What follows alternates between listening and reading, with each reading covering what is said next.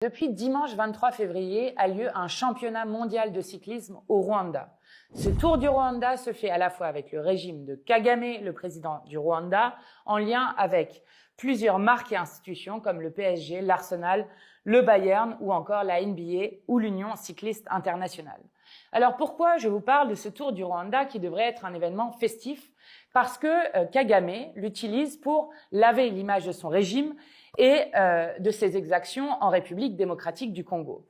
Parce que le Rwanda est en train de faire des violations du droit international très graves en République démocratique du Congo.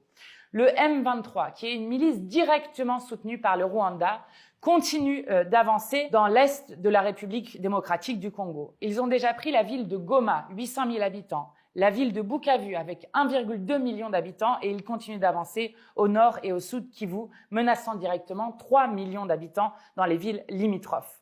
Avec, depuis vendredi, le Conseil de sécurité de l'ONU qui a condamné le Rwanda en lui demandant le retrait immédiat et sans condition de ses troupes en République démocratique du Congo.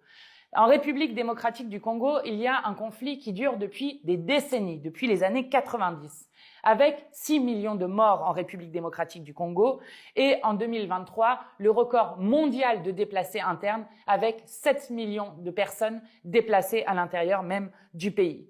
Les rapports qui ont été faits notamment par l'ONU parlent de crimes de guerre, de crimes contre l'humanité, de viols et de violences sexuelles de masse, de torture et même de disparitions forcées. Nous avons, nous, réussi au Parlement européen à faire voter à la quasi-unanimité une résolution qui était initiée par les Insoumis et le groupe de la gauche européenne, votée le 11 février, qui exigeait le gel de l'aide budgétaire et militaire au Rwanda, la suspension de l'accord entre l'Union européenne et le Rwanda sur les minerais de 2024 tant que les troupes ne s'étaient pas retirées et que les droits humains n'étaient pas respectés, qui exigeait l'annulation de ce championnat de cyclisme dont je vous parlais et enfin qui demandait un soutien aux négociations de paix et à la mission des Nations Unies.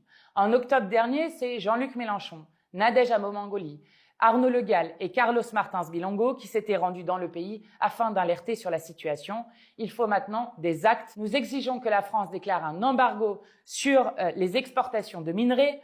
Nous exigeons un soutien à l'armée régulière congolaise et une saisine de l'Organisation internationale de la francophonie qui est aujourd'hui dirigée par une ancienne ministre de Kagame. Il ne faut pas laisser Kagame, avec ce championnat mondial de cyclisme, laver ainsi son régime des exactions qui sont toujours commises en violation totale du droit international. Partagez cette vidéo pour continuer à porter de la voix de la paix et du droit international.